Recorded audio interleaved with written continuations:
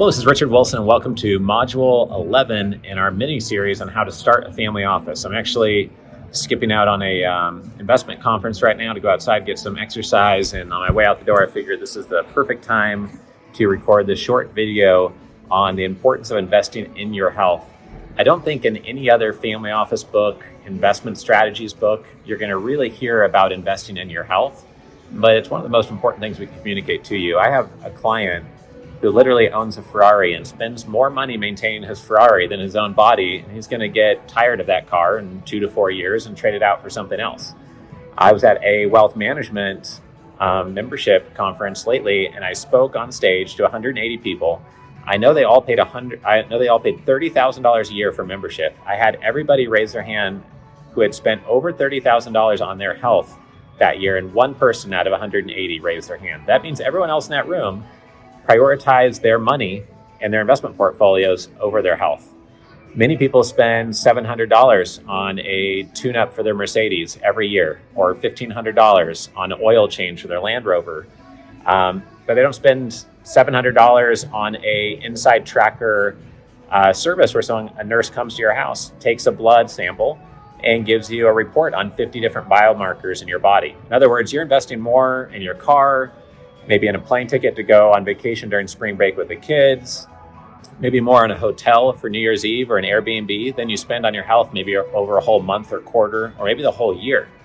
So the point here is that you should be over-investing in your health. If you are wealthy enough to care about maybe having a family office structure for yourself, then you should be going to restaurants and grocery stores, not looking at the price of the food, but looking at how clean the food is and overpaying for the cleanest, healthiest, most nutrient-rich food that you can possibly be eating.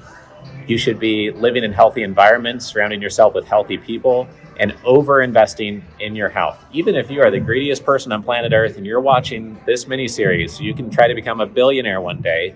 Well, guess what? You don't make much money if you die. It's expensive to die tax-wise. You're going to stop making money. And everyone else around you, even if you are greedy and money-focused, which I'm sure you're not, or you wouldn't be watching this module, so I'm joking when I say this, but even if you do prioritize money over just about everything, everyone around you would rather you be alive and worth a little bit less, but be healthier and be happy and healthy and high energy, right? So there's a bunch of things you can do to invest in your health. You could get an MRI every 12 to 18 months that can identify over 300 different types of tumors and diseases in your body. And as long as your doctor says there's no bad health effects of that, get an MRI to identify things that could be early detected and taken care of. Another thing you can do is maybe consider upgrading the car you drive to something safer. Quite likely, statistically, if you pass away before age, let's say 55 or 60 years old, it's quite likely from either cancer or a car accident. So if you want to avoid dying in a car accident, just one suggestion and a practical note is to buy the safest car that money can buy. If you're making $200,000, $300,000 a year, $500,000, $1 million a year, you're worth $3 to $5 million or $10 million, then consider getting a Tesla Model X. Consider getting a Lincoln Navigator. Statistically speaking, the mortality rate of large luxury SUVs from the National Highway Association in the United States is almost statistically 0.0%. I bought a Lincoln Navigator because it's the only 5-star crash-rated luxury large SUV. The Escalade, Suburban, they're all 4-star out of 5. So that's why we got the Navigator. And so upgrading your cars is something to consider. Also, if you're watching this in 2022, you still may have beneficial bonus depreciation options as a business owner for this year, and they'll be slightly reduced next year, but you'll still have some bonus depreciation available for 2023 and so on as that declines unless they change the tax code again.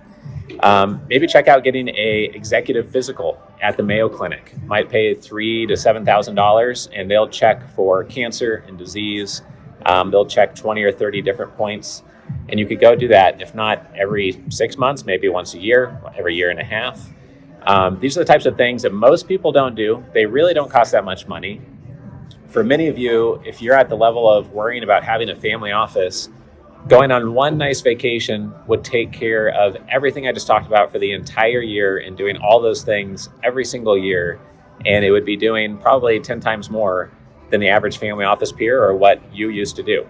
One other thing I've done, which is very simple, is get an Omron, OMRON, body composition monitor. It'll tell you your level of visceral fat, your percentage of body fat, your weight, the calories you burn just by sitting still every day. That can be helpful to see and kind of comical to compare to your siblings or spouse, etc. And then the other thing I would say is just cut out stress and friction in your life anywhere you can. Unnecessary travel, stressful people, stressful projects, stressful businesses. And the final thing is that, let's say all of this doesn't help. You get bad luck with genes, DNA, car accident after all, etc.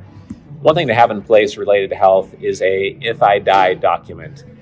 This is just as important as trust and estate planning and having a will. This is an instructional checklist for if you would pass away, what are the security codes to your crypto accounts? How do you log in, and what is the second factor authentication software mobile app for your E-Trade account or your retirement account? Or in what states do you have 529 accounts open for your kids, and does your spouse know how to access those? If you run an operating business, who do you fire and put in charge? What do you pay them, and how do you change that compensation structure? And who do you trust that will always do things with your family's best interest in mind, and you know will be very loyal and competent to run the business if you are gone? Does your spouse know how to do those things? Do your children know what to do? Could someone else in your family step in and do things on your behalf, like change who's running your company?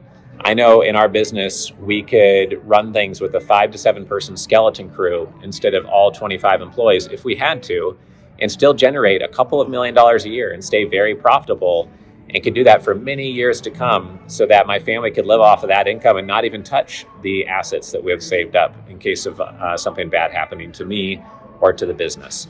So having these instructions of trust this person, don't trust this person, fire these people if you need to and have a skeleton crew, sell off these assets, sell off those assets, don't sell off these other assets, and here's how to access all of our mortgage accounts, bank accounts, retirement accounts, savings accounts, and here are all the tax experts, what happens if we get audited, bookkeepers, accountants, service providers, and everyone else that serves your family office, your wealth advisory services, and anyone else who touches your balance sheet is all super critical. This costs absolutely nothing to do.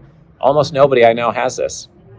I hope that you find this idea and a lot of the other ideas within this video series helpful and very practical, right? It costs nothing to get values in place for your family.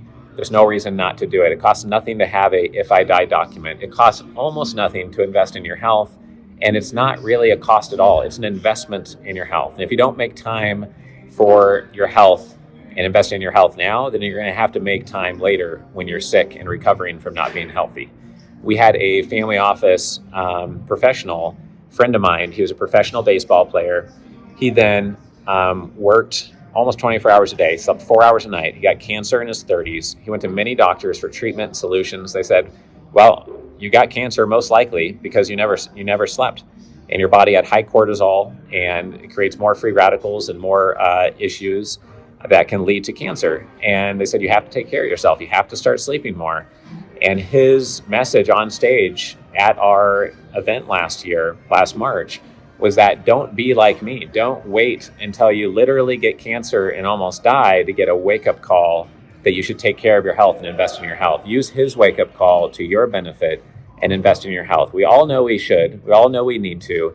And if you are watching this video series, there's no more excuses. You, your father, your mother, your siblings, you all should be investing and prioritizing in your health and making that the number one priority, even if you are not naturally inclined to do so. Because again, if you're focused on having fun, you're going to have fun for more years and you're going to feel better. If you're focused on money, you're going to make more money and get taxed less by not dying.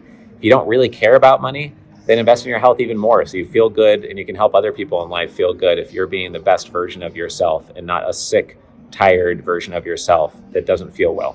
So I hope you found this helpful. There's probably somebody in your family that's really good at this. You probably have the best friend or a good friend, hopefully, who's a good influence in your life doing this. There's probably also somebody in your family or on your team who really needs to watch this video. So please feel free to share it with them. I hope it's helpful to you. This is Richard Wilson, and we'll see you on Module 12 next. Thank you.